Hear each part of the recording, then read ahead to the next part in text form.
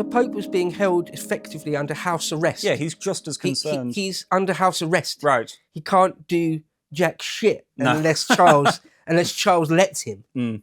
He's a prisoner. Yeah. He's a prisoner. So he's a hostage. So so he will whilst that remains the case, Henry is not going to get what he wants from Rome. Mm-hmm. And he's waited long enough at this point. Yeah. So into his own hands. Yeah. And so then Thomas goes back into the house, and we're greeted to another interaction with William Roper again. Yeah. Right. And all of a sudden, even though seemingly very little, well, a few years have passed, but all of a sudden, Roper has changed his beliefs. Yeah. Yeah. Right. So I've been thinking about it, and actually, I've come to some different conclusions. Obviously, still a lot of corruption in the church that we have to address. But the thing about I'm a good Catholic again now. right, Suddenly, but I am a good Catholic again. Yeah. And one of the things that I love about Roper as well as a character, just as a portrayal of a character, is how he just throws his opinions about. He's just so eager to let everyone know what he thinks about everything all the time. Whereas More isn't, despite More's principle, he's not high and mighty about it. He's not moralizing. He's always just trying to gently nudge people. In this portrayal of him in the play, he's the total opposite. He never really... The whole point of the play is him trying to hide his opinions. Yeah, right. Not to shout them from the rooftops like Roper. And eventually, as the play goes on, he gets frustrated with Roper's irresponsibility about the fact that Roper won't seem to... When are you going to get it into your head that your opinions will end up costing you the safety of your family, and your very life? Yeah. In this play, at least, it's really the story of More playing the delicate game of not revealing what he really thinks up until the denouement at the end. Anyway, there's a great line in Wolf Hall. I think the first season, might be the second season, but I think the first season of Wolf Hall, where it's the period where Thomas More is sort of going through the sort of pre-trial period, and Cromwell. I think this is purely a Hilary Mantel idea. I don't think it was ever said or anything. It's just what she's made up. Okay. But Cromwell says to Thomas More, "Come to dinner. We can talk it out. We can talk anything out. Come to dinner." And I'm paraphrasing slightly, but Thomas More says something like, "It was nice enough that you want to put food into my mouth, but I fear you would put words there too." That's a great line. Yeah. Yeah, it's a great line. Yeah. And so Thomas More's entire mission in this play, anyway, is not revealing what he really thinks, because that would just lead directly to the scaffold or something, or the pyre. Yes. So he's got to remain quiet and just muddy the waters endlessly. So it's a delicate tightrope he's walking.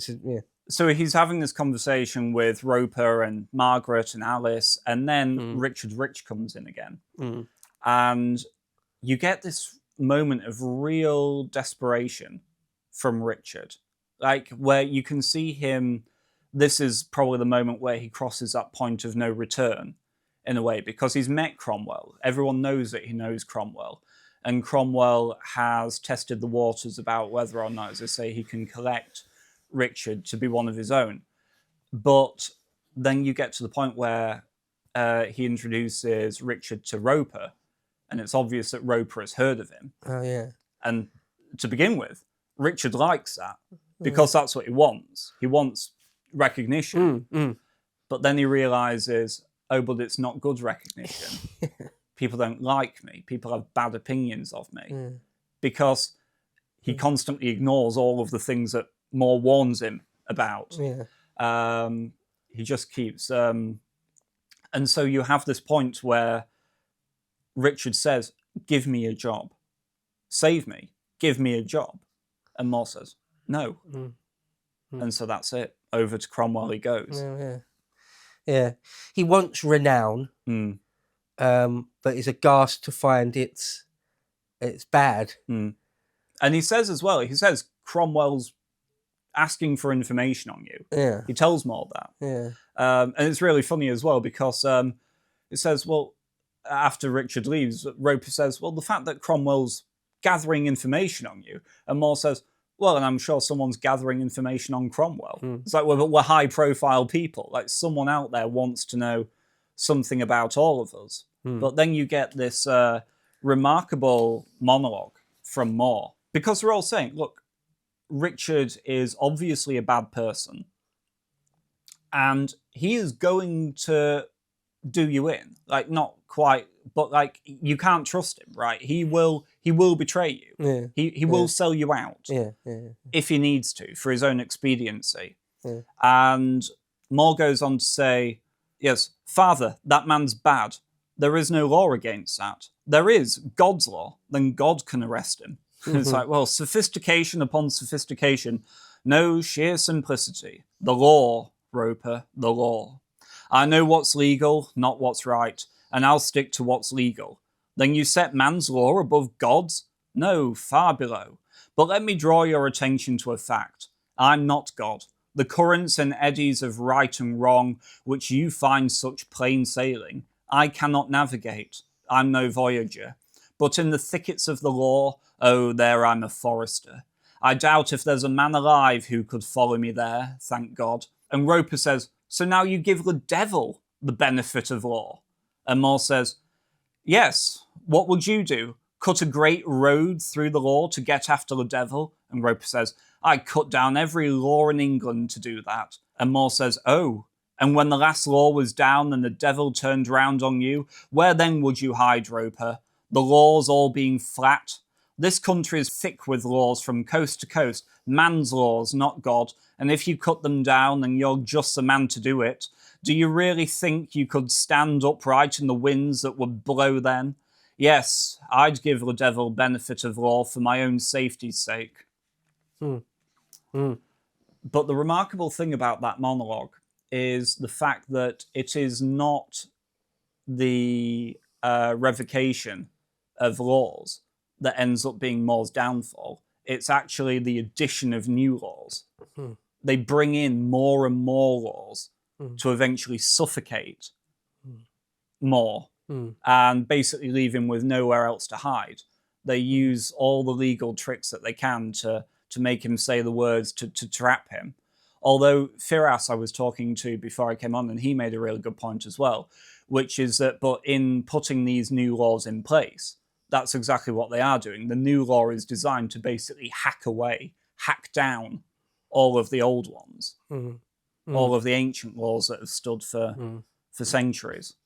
That is a really good bit in the play when Moore's talking all about the devil and the laws of man, and God's laws and things, and it's a great interaction with Roper there. And he makes a good point, something I agree with. I.e., you should give the devil the benefit of the law. Like, even like a mass child killer should still face trial and go through the processes, not just immediately executed on the spot like Judge Dredd. Right?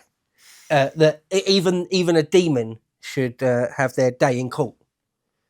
Because if they're truly guilty of anything, then it will all come out in the wash, at least.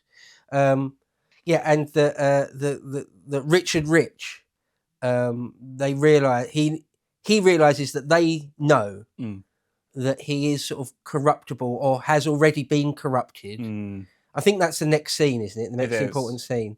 So we'll talk about it now, but because they get Thomas More not just by making new laws, but that Richard commits perjury, just lies on the stand. And what can you do about that? Like, if someone is prepared to go in a court and just lie, and just said, you did this or you said this, what can you do about that? If the court believes them, then... Right. But that person's integrity, that perjurer, that liar, their integrity is gone. They're nothing now. They are just a liar. Mm. What is a man worth then? Sold his character for if he's fine clothes and for whales. We'll get to that. We'll get to that. So, okay. Yeah. So is that the next scene we're getting to? So we then get the coming together of, again, Cromwell and Richard Rich. And this is where Richard goes over to the dark side, right? And he says, and Cromwell basically just asks him, he says, would you, what would it cost, to just like win you over? And originally, to begin with, he says, "Oh, I wouldn't." To sell out more. He says, "I wouldn't." and it's great because Cromwell kind of gives him that "bitch, please," kind of look. That's one of my favourite bits. Probably top 5 favourite bits in it is when he says, "No, seriously, Rich." Yeah, no, seriously. And he's like, "No, I am serious." And he's like, "No, seriously." Like sort of saying, "Look, we're playing with life and death." Here, perhaps even our own, much less Thomas More's, perhaps our own. Right. We're playing for the highest of stakes. Yes. Like I can give you offices and all sorts of money and all sorts of favours and promotion and da-da-da-da-da. And we may die if we fail as well. So it's a carrot and a stick. No, wait, I'm being deadly serious now. What would it take for you to sell out? Right. Thomas More? And Rich responds to it, eventually just says like, well, everyone's got a price. Yeah. And Cromwell says back to him something along the lines of, everybody knows it. Not everyone will admit it. Right. That's, but obviously More disproves that rule. Right, yeah. It's not true. Yeah, not for everyone. Cromwell's worldview is flawed. Not everyone can be bought. Most can. Yeah, I was going to say, not everybody. Right, yeah. Cato couldn't be. Yeah.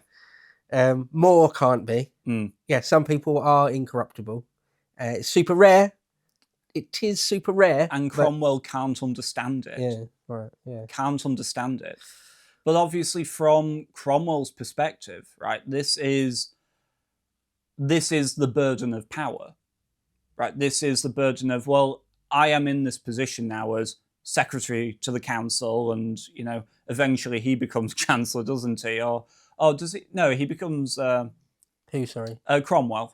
I forgot that. Yeah, he does become chancellor. Yeah, Lord Privy Seal and all these responsibilities. And that means enforcing the king's will. And unfortunately, enforcing the king's will is going to necessitate kind of selling your soul. Yeah. Right? It is pure... Again and again and again, actually. Right? And Cromwell has read his Machiavelli. Right? He understands what needs to be done in order to maintain power. And obviously, More is just averse to these things, averse to these temptations. He would rather lose his own life if it came to it.